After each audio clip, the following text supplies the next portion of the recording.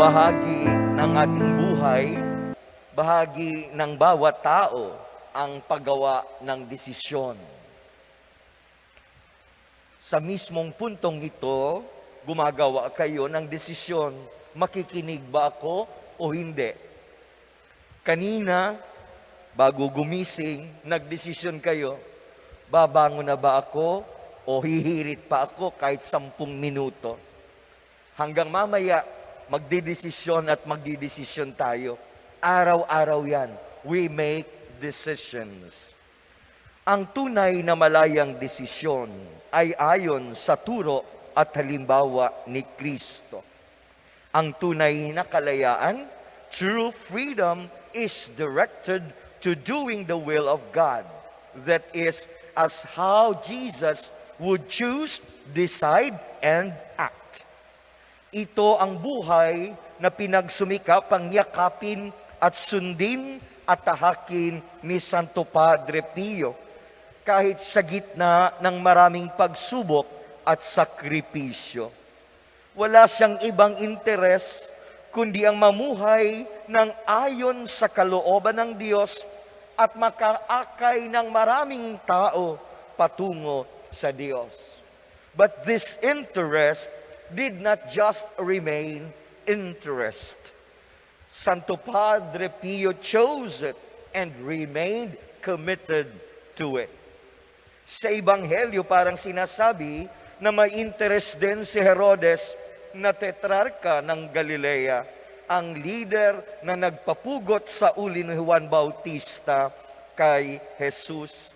Marami siyang narinig tungkol kay Jesus.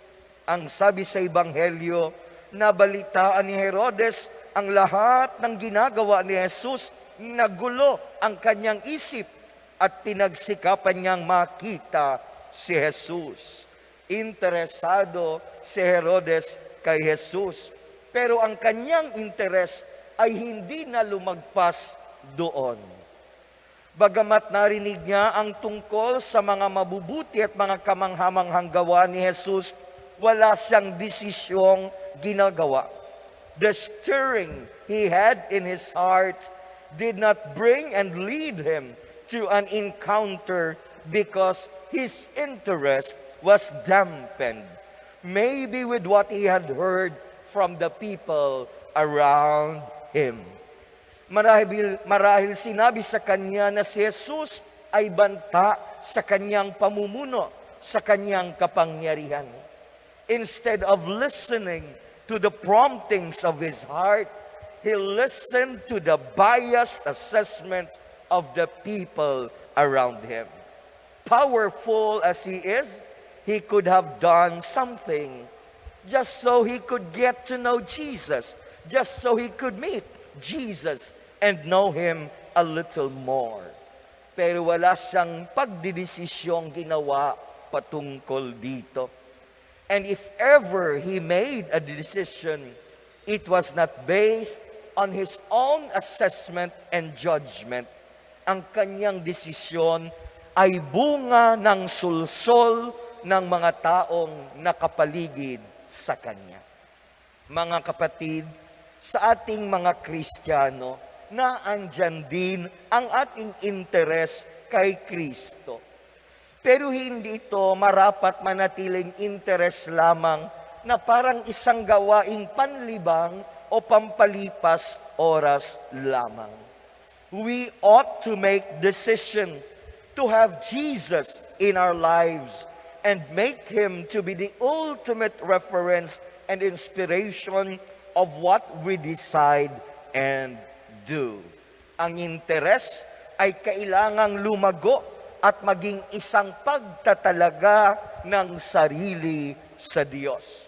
We cannot afford to settle with just mere acknowledgement of Jesus, but rather we profess faith in Him and do things according to the example and teaching of the Lord.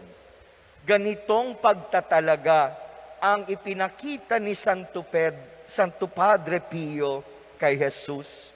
Sabi niya, without Jesus, you can do nothing. In the end, the gamble of our life is all in this child. I live for Jesus Christ. I live for His glory. I live to serve Him. I live to love Him. In Jesus, everything has an answer.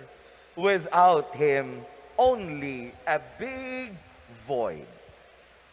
This is commitment in its highest level.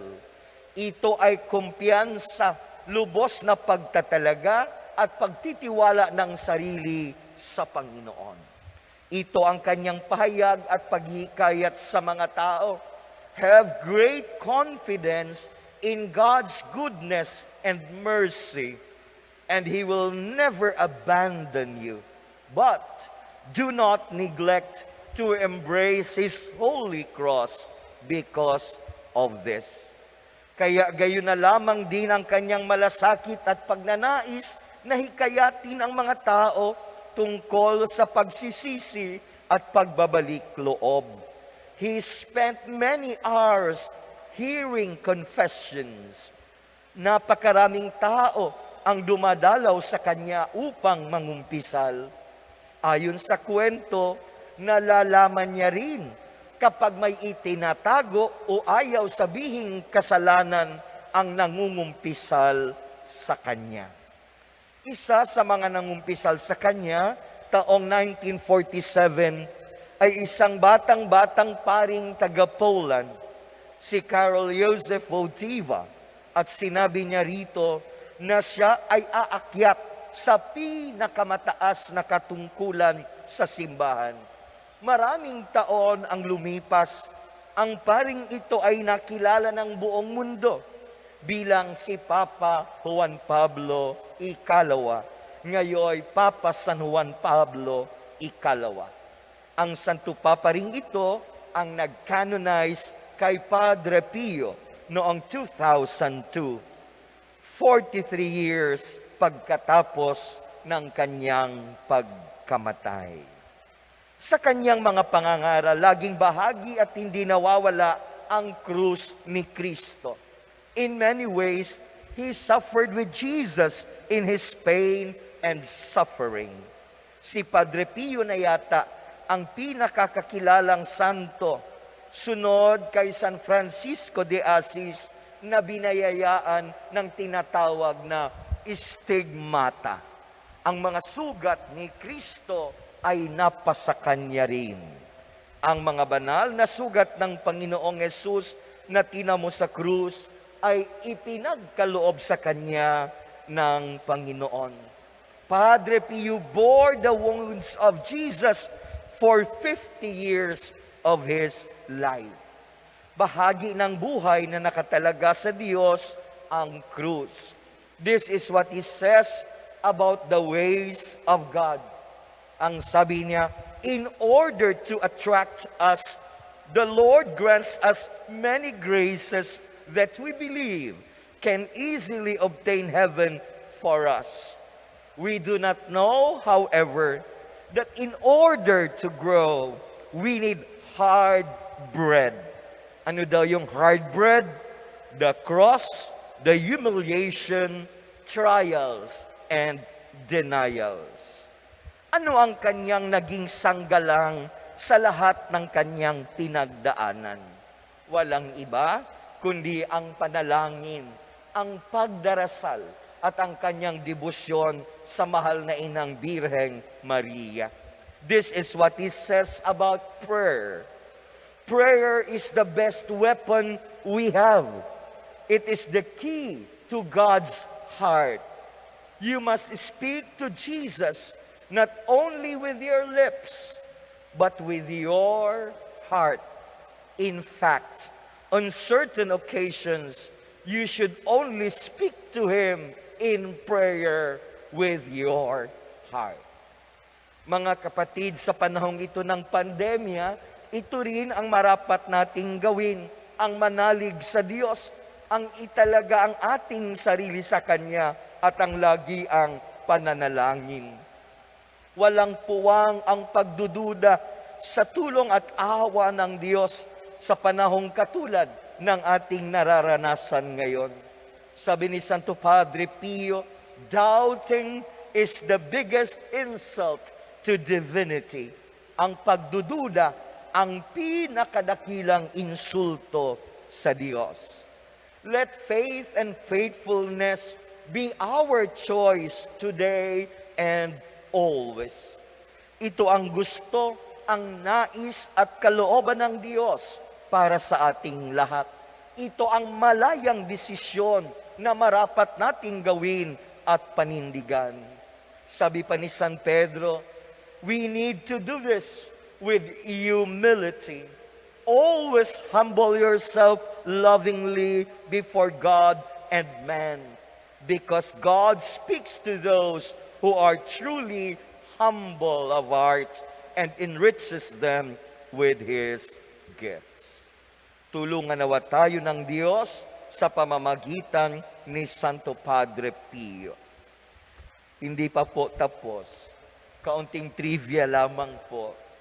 Nakapunta na po ba kayo sa Santo Tomas, Batangas?